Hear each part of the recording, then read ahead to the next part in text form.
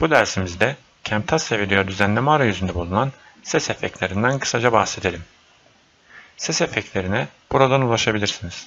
Şayet burada gözükmüyorsa More bölümünden ses efektlerine yeniden ulaşabiliriz.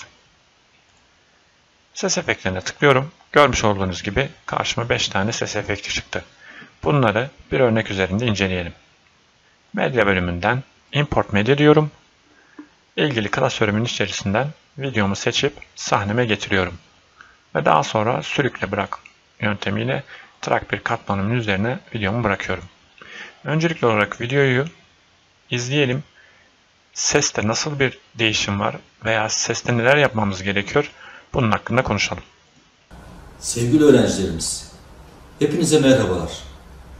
Bildiğiniz gibi... Evet, hocamızın sesi gayet iyi ancak arka planda dip sesler var. Yani çevreden gelen cızırtı ve hışırtılar var. Bunları yok etmemiz lazım.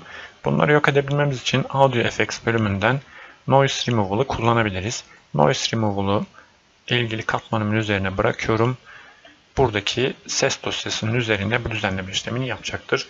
Tabi burada hassasiyet ve miktar değerlerinde oynamalar yaparak bunu daha da güzelleştirebilirim. Öncelikle bu haliyle bir dinleyelim. Sevgili öğrencilerimiz, hepinize merhabalar. Görmüş olduğunuz gibi arka plandaki seslerimiz, dip seslerimiz temizlenmiş ama hocamızın sesi ani iniş çıkışlar yapıyor. Bunu düzeltmemiz lazım. Bunun için şuradaki hassasiyet değerini biraz arttırmak istiyorum. Miktar değerini biraz düşürmek istiyorum. Ses biraz daha düzgün çıkacaktır. Bildiğiniz gibi Çin'in Wuhan eyaletinde ortaya çıkan... Evet, görmüş olduğunuz gibi arka plandaki dip sesler kayboldu. Hocamızın sesi de gayet net bir şekilde çıkmaya başladı. Burada şöyle bir şey var. Hani şu doğru şu yanlış diye bir şey yok. Çünkü bu videoda böyle oldu ama bir sonraki seste veya bir sonraki videolarımızda farklı ayarlarda kullanabiliriz. O yüzden bunlarla oynayıp bunların ideal sizin için neresi idealse orada bırakabilirsiniz. Örneğin miktar değerini arttırıyorum. Koronavirüs hastalığı Dünya Sağlık Örgütü. Evet, yani ses miktarı arttı ancak geçişlerde yine ufak cızırtılar var. O yüzden ben bunu deminki ayarıyla bırakmak istiyorum. Tarafından pandemi olarak ilan edildikten sonra M6 biraz daha şöyle çekelim. Bu haliyle bırakmak istiyorum. Daha sonra bu efektin üzerine, yani şu anda temizlenmiş hali mevcut. Bu efektin üzerine başka efektler vererek işlemlerime devam edebilirim. Ses sıkıştırma işlemi yapabiliriz. Yani ses içerisinde buradaki özellikle iniş çıkışları belli seviyelerde tutabiliriz. Mesela şunu biraz yukarıya doğru çekersem daha net anlatacağım. Track bir katmanı genişletiyorum şöyle. Görmüş olduğunuz gibi bazı noktalarda ses pik yapmış ve sonra ani inişler yapmış. Yani tam şu uç noktaları biraz törpüleyebiliriz. Bunu da ikinci seçenekteki efektimizden yapacağız. Tutuyorum bunu, sürüklüyorum, buraya bırakıyorum. Görmüş olduğunuz gibi ses belli düzeye geldi. Play diyelim. Sevgili öğrencilerimiz, hepinize merhaba. Tabi burada bir takım paket ayarlar var.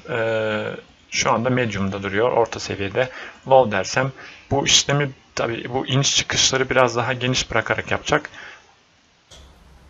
Bildiğiniz gibi Çin'in Wuhan eyaletinde ortaya çıkan... Evet, biraz daha güzel oldu. Bunları kullanmak istemiyorsanız custom dersiniz. Kendiniz buradan oran, işte eşik değerlerini falan değiştirerek desibel olarak ses üzerinde oynamalar yapabilirsiniz. Ben bunu kapatmak istiyorum. Temizlenmiş halini kullanmıştık. Şimdi videoma ses girişi yaparken bazen ses yavaştan artarak oluşmaya başlasın isteyebilirim. O zaman fade in'i kullanmam lazım. Onu videomuzun genelde başında kullanırız. Bunu buraya bıraktığım anda görmüş olduğunuz gibi şöyle bir kesilme işlemi oldu. Play diyorum. Sevgili öğrencilerimiz, hepinize merhabalar. Ses sıfırdan artarak geliyor. Bunu uzatabilirim. Ama tabii bu müziklerde falan belki daha güzel olabilir. Böyle konuşma esnasında bunu bu kadar arttırmak pek verimli olmayacaktır. Sevgili öğrencilerimiz, Hocamız konuşmuyor. merhabalar. Başladı. Bildiğiniz gibi Ama ses yavaş yavaş artıyor. Bunu nereye götürürsek orada bu işlemi yapacaktır. Aynı şey bitiş için de geçerli. Fade out'ta da aynı şeyi yapabilirim. Bunu sağa sola çekiştirebilirim. aşağı yukarı indirerek sesin de yüksekliğini azaltıp arttırabilirim.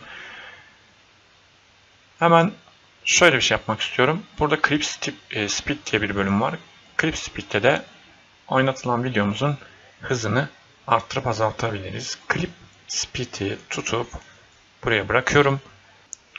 Evet, görmüş olduğunuz gibi Clip Speed'imizi buraya attı. Buradaki ayarlarda oynayarak da videomuzun ses de dahil olmak üzere görüntünün hızını arttırıp azaltabiliriz. Ben bunu birazcık arttırmak istiyorum. Normalde şu anda videom kaç saniyelik veya dakikalık, ona bir bakayım. Yani 7 dakika 40 saniyenin üzerinde bir video. Ben bunu çok hafif bir örneğin 1.25 gibi bir yükseltme değerine tabi tutuyorum. Görmüş olduğunuz gibi 6.10 saniyeye düştü videomuzun boyutu. Bu şekilde hızlandırma, yavaşlatmalar yapabilirsiniz. Pandemi olarak ilan edildikten Tabi seste değişmeler olacaktır. Buna dikkat edelim.